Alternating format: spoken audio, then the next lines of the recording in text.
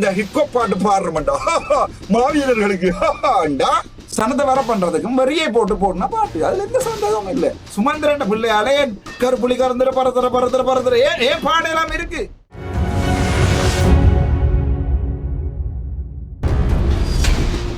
புலிகளின் பாடல்கள் பாடினால் கண்ணீர் வரும், ஆனால் வெறியில் ரேப் பாடினால் சிறையில் தான் இருக்க வேண்டும். அர்ஜுனா எம்பி தெரிவிப்பு. இதெல்லாம் ஏன் பாடினீங்கள்? காசுக்கு. என்னது பாடினீங்கள்? காசுக்கு. நீங்கள் இது பாடையில தமிழ்ல விடுதலை புலிகள்ல இருக்கிற உறவுல இருக்கிற அந்த பாசத்திலேயோ, தமிழ்ல விடுதலை புலிகளை நீங்க முன்னுக்கு கொண்டு வரணுமன்றோ, இல்லாட்டி அவர்களுடைய தியாகங்களை வச்சிருக்க வேணுமன்றோ இல்ல. அந்த கூட்டத்துல இந்த பாட்டை பாடினாதான் கொஞ்சம் கைதட்டலும் இதுவும் எழுப்பும், சனம் கூட வரும். இதுதான் இந்த ரியாலிட்டி. இந்த ரியாலிட்டியை ஏற்றுக்கொள்ளாம நாங்க எங்களுடைய மாவீரர்களுக்கு தான் இந்த ஹிப்கோ பாட்டு பாடுறோம்டா மாவீரர்களுக்கு பாடினாயே பாடி அடித்தடைப்பாளர்கள் பிரச்சனை இல்லை. அவ்வளவுதான் என்னால சொன்னா. ரியாலிட்டியா கதைக்கிறேன். வெறும் ரியாலிட்டி ஷோ இது, சரிதானே? ரியாலிட்டியா கதைக்கிறேன். இந்த பாட்டு ஒரு நாளுமே மாவீரர்களை ஒரு இன உணர்வை ஏற்படுத்த பாட்டு அல்ல.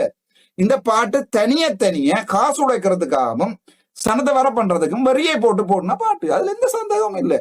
ஒரு விடுதலை புலிகளை நேசிக்கிற ஒருத்தன் தலைமையர இப்படி கட்ட மாட்டான்டா. தலைமையர் இப்படிதான் வெட்டுவான். என்னடா இப்படிதான் அந்த காலத்துல தலைமையர் வெட்டினவங்க லியாக்கப்படிய இப்படி மேல குடுமையா கட்டி போடுவாங்க அடிவாடையில. அது உங்க ஜிஃபோர்ஸ் கேம்ல வாரு. சோ என்ன பொறுத்த வரைக்கும் நான் சொல்றேன், இது முழுக்க ஒரு சின்ன ஒரு ஆத்தல் எடுக்கிறது, சிங்களத்தை சொல்லுவாங்க ஆத்தல் எடுக்கிறதுக்காக பாடின பாட்டு. சுமந்திரண்ட பிள்ளைகள் எல்லாம் அங்க. நான் கேட்கிற கேள்விக்கு மட்டும் பயில சொல்லுங்கடாப்பா. சுமந்திரண்ட பிள்ளைகள் எல்லாம் அங்க.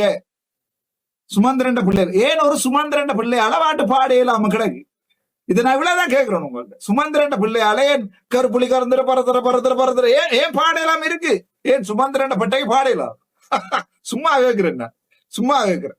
சாணக்கியனுக்கு பிள்ளை ஊட்டி இல்ல, ஆவே சாணக்கியன் பாடையிலாதா? இதை மட்டக்களப்புல யோசிச்சு பாருங்க. மட்டக்களப்புல சாணக்கியன் இப்படி தலைமையெல்லாம் வளர்த்துட்டு கடப்புலி பெருந்திருந்து பாடு எப்படி இருக்கு? பாடையிலாதா? கொஞ்சம் இந்த நியாயமான கேள்வியில பயில சொல்லுங்கடாப்பா, சரிதானே? கட்ட கழுத்தனுக்கு பிள்ளைகள் இருக்கோ இல்லையோ ஏதாவது தெரியாது. பக்கத்து வீட்டுக்காரருக்கோ எங்கேயோ யாரோ இருந்தா ஏன் பாடையலாம்? அவ்வளவுதான் எனக்கு. ஏன் கஜேந்திர மேற்ற பாடையலாம்? ஏன் ஹிப்ஹாப் பாடவர் சங்கீதன் பாட வேணும்? ஏண்டா இவர் பாடகர், இவர் காசுக்கு பாடுறவர், பாடினவர், அவ்வளவுதான். இங்கே நான் ஒன்றை ஏற்றுக்கொள்றேன், இன உணர்வுகள் இருந்தாலும் தலையில ஏதாவது இருக்கணும். தலையில குடுமி இருக்கிற விரியோசனம் இல்லை. ரியாலிட்டியா கதைக்கிறவன் எதிர்க்கிறவன் எதிர். I don't care. நான் ஒன்றும் அருண் சித்தார்த் இல்ல விடுதலை புலிகளுக்கு எது பாடக்கூடாதுன்னு நான் சொல்றதுக்கு அருண் சித்தார்த் இல்லை. நான் சொல்றது பாடு, அதே உண்மையான இன உணர்வோட பாடு, அதுல கவலைவார மாதிரி பாடு, அது எங்கண்ட இழப்புகளை ஞாபகப்படுத்துற மாதிரி பாடு. இன்றைக்கு நாங்க நிப்போங்க. நீங்க வெறிய போட்டு இப்ப பாடுவீங்களா? அதுல ஒருத்தர் இருக்கிறார் பாத்தீங்களா, வெறிய போட்டு கீழே இருக்கிறார், கீழே புல் வரி. சோ இதே பிறகு நீங்க எங்க ஒன்று ஜாயின் பண்ண கூடாதுன்னா, நாங்க தமிழ் உணர்வை பாடினாங்களோ ஒரு கலைஞன், தமிழ் உணர்வை பாடின கலைஞன். யாழ்ப்பாணம் புங்குடுதீவில் இருந்து தொழிலுக்காக கடலுக்கு சென்று காணாமல் போன மீனவர்கள் மூவரும் மாதகள் கடலில் தத்தளித்துக் கொண்டிருந்த வேளை மாதகள் மீனவர்களால் எரிபொருள் வழங்கப்பட்டு மீட்கப்பட்டு இலங்கை கடற்படையினரால் குறிகட்டுவான் இறங்குதுறைக்கு பாதுகாப்பாக அழைத்து வரப்பட்டுள்ளனர்.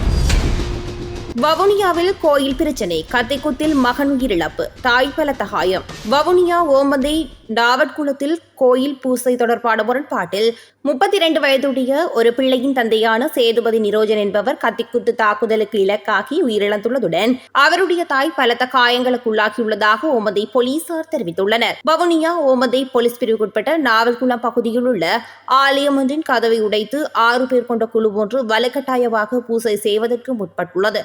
குறித்த செயலை அந்த இடத்தில் நின்ற தாய் தட்டி கேட்டுள்ளார். இதனால் ஆத்திரமடைந்த குழு தாய் மீது தாக்குதல் நடத்தியுள்ளது. சம்பவம் தொடர்பாக மகன் அவர்களிடம் கேட்க சென்றுள்ளார். இதன்போது ஏற்பட்ட வாய்த்தர்க்கம் மோதலாக மாறிய நிலையில் குறித்த குழுவினர் மறைத்து வைத்திருந்த கத்தியால் அவரை குத்தியுள்ளனர்.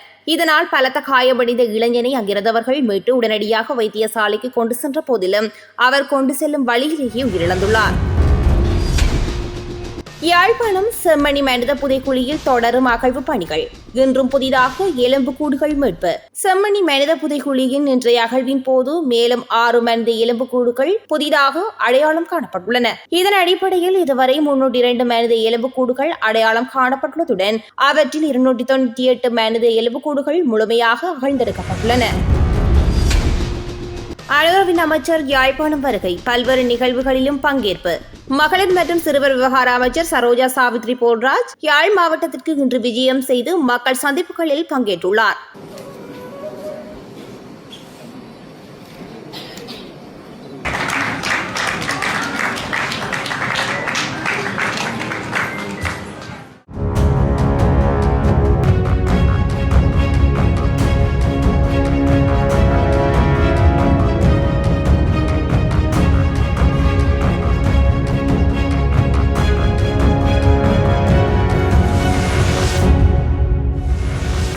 சாலையில் வந்து நாங்கள் இன்றைக்கு 2022ஆம் ஆண்டில் இருந்து வேலை செய்து கொண்டு இருக்கின்றோம்.